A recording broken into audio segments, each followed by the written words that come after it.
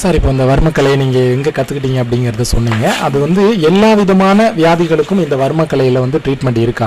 ஏன்னா இப்போ அலோபதி மெடிசின்ஸ்னால் எதுவாக இருந்தாலும் அதுதான் பண்ணணும் அப்படிங்கிறது. இதில் வந்து ஒரு விதமான இந்த மாதிரி வியாதிகளுக்கு மட்டும்தான் இந்த வர்மக்கலை மூலமாக ட்ரீட்மெண்ட் கொடுக்க முடியும் அப்படின்னு வரைமுறை இருக்கா? இல்லை எல்லா விதமான வியாதிகளுக்கும் இதில் சொல்யூஷன் இருக்குது அப்படிங்கிற மாதிரி? வர்மக்கலை சிகிச்சை முறையில் குணப்படுத்த முடியாத வியாதி என்று எதுவுமே இல்லை. எல்லா வியாதியும் குணப்படுத்தலாம். ஆனாலும் என்னளவில் சில விஷயங்களை நான் வந்துட்டு ஏற்றுக்கிறது இல்லை. முக்கியமாக வந்து அது உங்களுக்கே தெரியும், உடைஞ்சி போன எலும்பை ஒரு 1 ஹவரில் ஜாயின் பண்ணுறோம். இது எலும்பு ஒட்டி மூலிகை அப்படின்ற ஒரு மூலிகையை வைத்து போகர் சித்தர் செஞ்ச சித்து அது. இது இல்லாமல் முக்கியமாக தண்டுவட கோளாறுகள், அதற்கு அறுவை சிகிச்சை பண்ணணும்னு சொல்கிறாங்க இல்லையா, அது அறுவை சிகிச்சை இல்லாமலேயே முழுமுற்றாக குணமாக்கலாம் இந்த வர்மக்கலை சிகிச்சை முறையில். இதுபோல் கைவிடப்பட்ட கேஸ்களும், மற்றபடி அறுவை சிகிச்சைக்கு அறிவுறுத்தப்பட்ட அந்த நோயாளிகளுக்கும் மட்டும்தான் நம்ம சிகிச்சையை கொடுக்குறோம். இல்லை சார், இப்போ இதில் வந்து எந்த விதமான மருந்து மாத்திரைகளா இல்லை தொடு உணர்வு மூலமாவா இந்த ட்ரீட்மெண்ட்டு, இல்லை வேறு ஏதான மூலிகைகள் மூலமாவா அப்படிங்கிறது கேட்குறேன் நான். சரி சார், அதாவது வர்மக்கலை சிகிச்சை வந்து பொறுத்தளவில் அக்கு பங்க்சர் கேள்விப்பட்டிருப்பீங்க தானே? அக்கு பங்க்சர், அக்கு ப்ரெஷர். அதாவது அக்கு ப்ரெஷர் அப்படின்னு சொன்னால் வர்ம முத்திரை பிரயோகம், அக்கு பங்க்சர் அப்படிங்கும்போது வர்ம ஊசி திறவுகோல். பட் அதுவும் இதுவும் ஒன்றா அப்படிங்கிறனாக்க அப்படி சொல்ல முடியாது. என்ன காரணம் அப்படின்னு சொன்னால், போகர் சித்தர் வந்துட்டு சீனாவில் பிறந்தவர். அவர் வந்துட்டு இங்கே வந்து அகத்தியர்கிட்ட இந்த வர்ம வித்தைகளை கற்றுக்கிட்டு ககன மார்க்கமாக அடிக்கடி சீனாவுக்கு போயிட்டு வந்துட்டுருக்கார். அந்த மாதிரியான ஒரு நேரங்களில் இந்த வர்மக்கலையை சீன தேசத்திலும் அவர் வந்துட்டு அறிமுகப்படுத்துகிறார், சொல்லிக் கொடுக்குறார். சொல்லிக் கொடுக்கும் பொழுது இந்த வர்மக்கலையினுடைய அந்த விஷயம் ரொம்ப பெரிய அளவில் இருக்குது அப்படிங்கிறதுனால அதை ஒரு 4 சப்ஜெக்டாக பிரிச்சுக்கிறாங்க. அக்கு ப்ரெஷர், அக்கு பங்க்சர், அப்புறம் ஹிப்னோதெரப்பி, ரெய்கி அப்படின்னு சொல்லி. இப்போது வர்ம ஊசி திறவுகோல்னால் அது அக்கு பங்க்சர்னு இருக்குது. அவங்க ஹிப்னோதெரப்பி அப்படின்னு சொல்கிறத வந்துட்டு வர்ம நோக்கு வர்மம் அப்படின்னு சொல்கிறோம். அவங்க ரெய்கின்னு சொல்கிறாங்க இல்லையா, அது இங்கே மெய்தீண்டா கால வர்மம் அப்படின்ட்டுருக்கு. ஸோ இது கொஞ்சம் சிம்பிளிஃபை பண்ணதுனால அவங்க உச்சியிலிருந்து உள்ளங்கால் வரைக்கும் மொத்தம் வந்துட்டு 2885 அக்கு பாயிண்ட்ஸ் இருக்குன்னு அவங்க சொல்கிறாங்க. ஆனால் அது தவறு. சித்தர்கள் கூற்றுப்படி 108 வர்ம புள்ளிகள் தான். அப்போது எந்த வியாதிக்கு எந்த வர்ம புள்ளியை தூண்டுவதன் மூலமாக அதை வந்துட்டு அக்கு ப்ரெஷர்லையும் பண்ணலாம், முத்திரை பிரயோகத்துலையும் பண்ணலாம், ஊசி திறவுகோல்லையும் பண்ணலாம். இது பத்தலைன்னாக்க மூலிகைகளின் ஆற்றலையும் பயன்படுத்தி பெரிய அளவில் உள்ள வியாதிகளை குணப்பாக்கலாம். இப்போது நீங்கள் தண்டுவட கோளாறுகள் பற்றி சொன்னீங்க இல்லையா, பொதுவாக வந்து தண்டுவடத்தில் வர முக்கியமான பிரச்சனை அப்படின்னா, ஏன்னா இப்போ நிறைய 2 வீலர்ஸ் அதிகமாகிடுச்சு. 2 வீலர் ரைட் பண்ணுறதுனால போக்குவரத்தில் வந்து, ஏன்னா பிஸ்னஸ் அப்படிங்கிறத அதில் தான் பேஸ் பண்ணியிருக்கு இல்லையா, அந்த மாதிரி போகும்போது முதுகுத்தண்டு கோளாறு நிறைய பேருக்கு வருது. அதாவது இப்போது எப்போவுமே வந்து பேக் பெயின் இருந்துகிட்டே இருக்குது, எனக்கு ஏதான வெயிட்டு தூக்க முடியல, அந்த மாதிரிலாம் இருக்கவங்களுக்கு நீங்கள் என்ன மாதிரி ட்ரீட்மெண்ட்டு பண்ணுவீங்க? அதை மட்டும் ஒரு எக்ஸாம்பிளுக்கு நீங்கள் சொன்னால் நல்லாயிருக்கும் சார். இது ரொம்ப அருமையான கேள்வி. இது அந்த தண்டுவட கோளாறுகளுக்கு அறுவை சிகிச்சை, அதாவது disk bulging, disk prolapse, disk lapsed, disk compressing அப்படின்னு ஏகப்பட்ட விஷயம் இருக்குது. ப்ரொலாப்ஸ் இதெல்லாம் இருக்குது. ஸோ தண்டுவட கோளாறு கொஞ்சம் அதிக அளவில் இம்ப்ரூவ் ஆன உடனேயே இன்றைக்கு உலகம் பூராவும் இருக்கக்கூடிய ஒரு விஷயம் என்ன அப்படின்னு சொன்னால், அறுவை சிகிச்சை மட்டும்தான் அதற்கு தீர்வு அப்படின்னு சொல்லி மக்கள் நம்புகிறாங்க. ஆனாலும் அறுவை சிகிச்சை செய்தாலும் அதில் ஆபத்து இருக்குது, இடுப்புக்கு கீழே உணர்வு போகக்கூடிய வாய்ப்பும் அதில் இருக்குது அப்படின்னு சொல்லி விஞ்ஞான மருத்துவர்களே ஒத்துக்கிறாங்க. ஆனால் நம்ம இந்த வர்ம மூலிகை பிரயோகத்தில் தேவக்கணிகை, எலும்பு ஒட்டி, சஞ்சீவின்னு 3 தெய்வீக மூலிகை இருக்குது. அந்த 3 மூலிகையிலையும் இடித்து அதை துணியில் மூட்டை கட்டி அதை சூடு பண்ணி அந்த ஒத்தடம் கொடுத்து சாறு பூசி விடுவதன் மூலமாக உள்ளுக்குள்ளே அந்த தேஞ்சு போன அந்த டிஸ்க், அந்த ஜெல்லி குரோத் ஆகிடும்.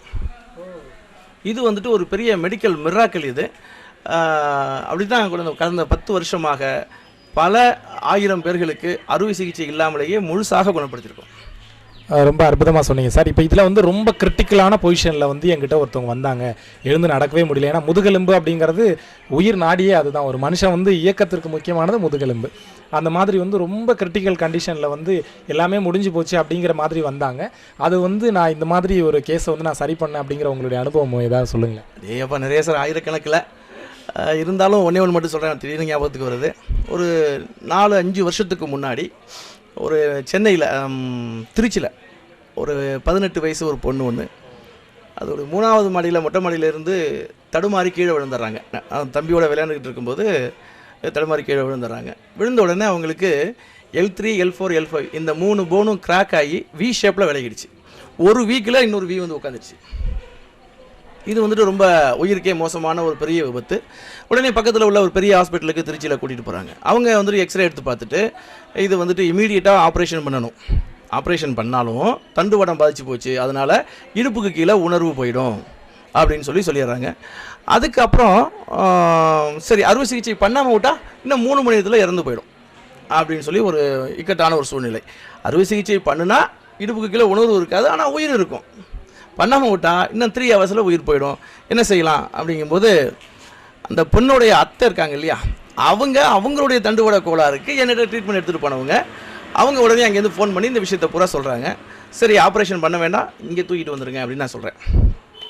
அப்போது உடனே ஆம்புலன்ஸில் வச்சு கொண்டு வரதுக்கு ஏற்பாடு பண்ணும்போது அங்கே உள்ள மருத்துவர்கள் தடுத்துடுறாங்க. எப்படி தூக்குவேன், உள்ளே தான் வந்துட்டு இதாகி போச்சு, எப்படி தூக்குவீங்க, பெரிய சிக்கலாக போயிடும், உயிருக்கே மோசமாகிடும், நீங்கள் வந்துட்டு தூக்கக்கூடாது அப்படின்னு சொல்லிடுறாங்க. உடனே அவங்க லைனில் வந்து மீண்டும் சொல்கிறாங்க பயந்துட்டு.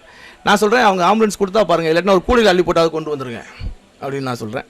திரும்ப அவங்கள்ட்ட அங்கே உள்ள டாக்டர்ஸ்ட்டை ஃபைட் பண்ணி ஆம்புலன்ஸை வச்சு கொண்டுட்டு வந்துடுறாங்க. இங்கே நம்ம வந்துட்டு அந்த வர்மத்தில் வந்துட்டு நுட்ப நிலை வர்ம சிகிச்சை அப்படிங்கும்போது அடங்கல்கள் திறவுகோள்கள்னு சொல்லி நிறைய விஷயம் இருக்குது.